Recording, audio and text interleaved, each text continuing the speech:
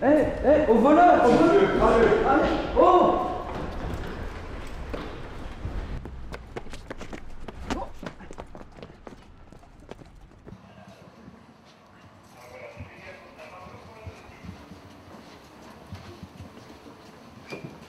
Mais qu'est-ce que tu fous? Tu vois bien, je le porte à la bureau pour faire la déposition. Mais écoute, pas maintenant, il y a ces emmerdeurs d'altermondialistes qui foutent le bordel sur les boulevards. Faut qu'on y aille. Et lui, j'en fais quoi? Paraît que c'est un curé. Un curé, lui? Mon cul? Tu le mets au placard et on verra plus tard. Attendez, non.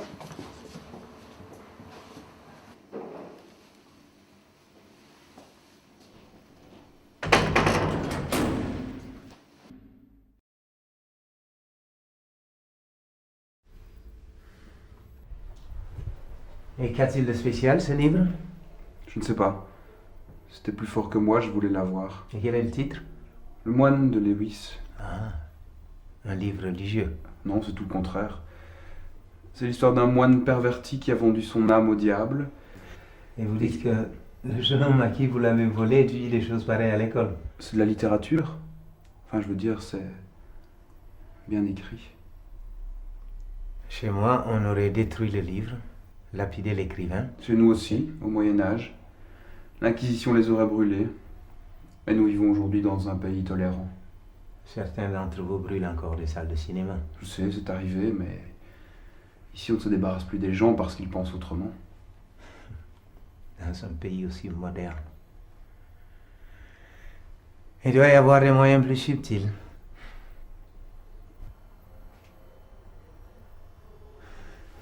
Toute cette histoire est arrivée à cause d'une femme. Ève.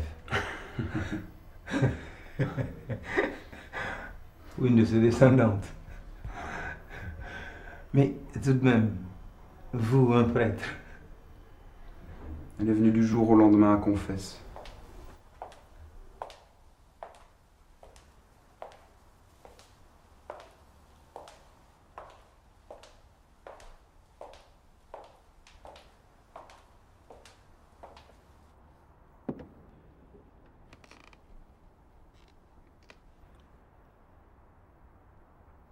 Elle est revenue le lendemain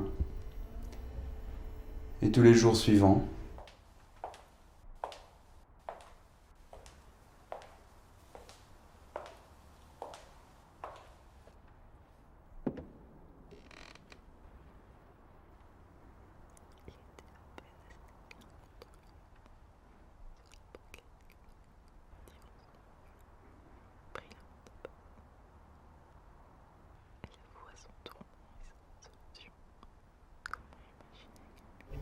Et les rêves ont commencé ce soir-là. Les rêves. Oui, les rêves.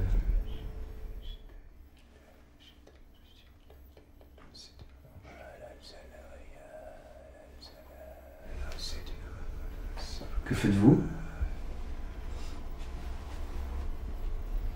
Je suis musulman et je prie. Si vous voulez vous joindre à moi. Non, merci. Je n'ai pas la tête à ça. Demandez l'aide de Dieu. Chez moi, tout le monde prie où il se trouve quand vient l'heure de la prière. Et pas seulement pour demander quelque chose à Dieu. En Europe, on ne prie presque plus. Sauf quelques-uns le dimanche. Et que font les autres? Je ne sais pas. Ils travaillent pour gagner plus d'argent, ils achètent des choses, des vêtements. Ils se divertissent, ils regardent la télé, je ne sais pas.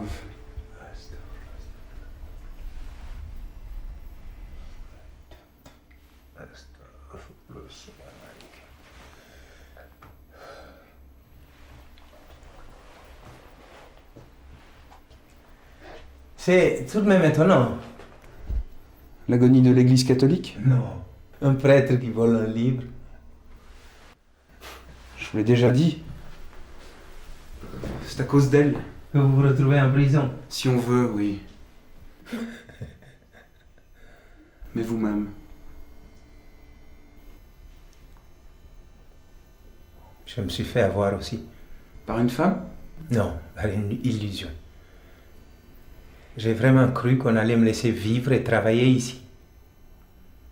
J'ai trimé dur sur les chantiers, en attendant que le patron, celui à qui j'ai donné l'argent pour pouvoir venir, me fasse enfin avoir des papiers. J'ai attendu 2 ans sans pouvoir avoir des nouvelles de ma famille, avant d'être arrêté pour travail clandestin. Mais il faut pas vous laisser faire. On va vous aider. Qui va m'aider? Vous? Ça intéresse qui dans votre pays tolérant le destin d'un Africain?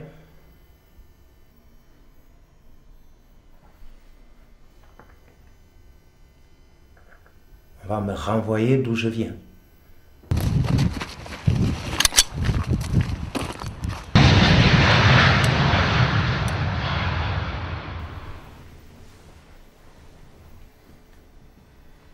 Dire que depuis le début, je me lamente à propos de mes petites histoires.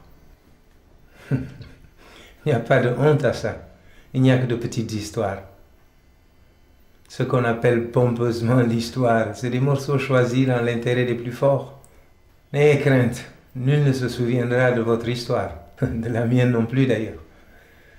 Et dans les livres d'histoire, tout cela n'aura jamais existé.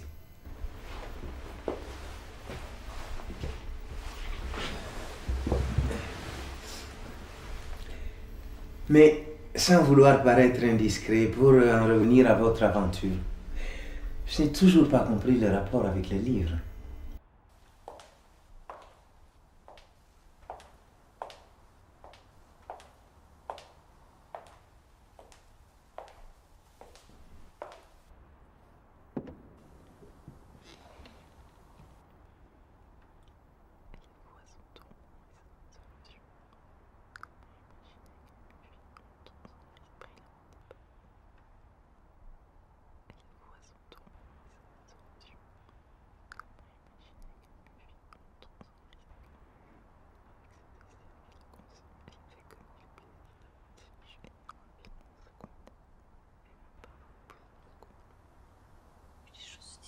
Suivant leur perspective naturelle.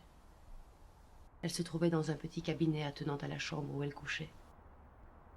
Elle se déshabillait pour se mettre au bain, et le moine eut pleine liberté de détailler les admirables proportions de ses membres.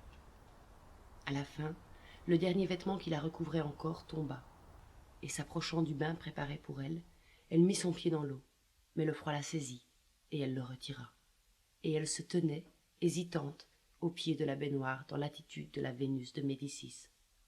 À ce moment, un linot apprivoisé vola vers elle, plongea la tête entre ses seins et les becqueta en jouant. Antonia, qui souriait, essayait en vain de se délivrer de l'oiseau. Il lui fallut lever les mains pour le chasser de son délicieux asile. Ambrosio n'en put supporter davantage. Ses désirs s'étaient mués en frénésie. « Je cède !» cria-t-il en jetant follement le miroir à terre. « Mathilde, je vous suis. Faites de moi ce que vous voudrez. »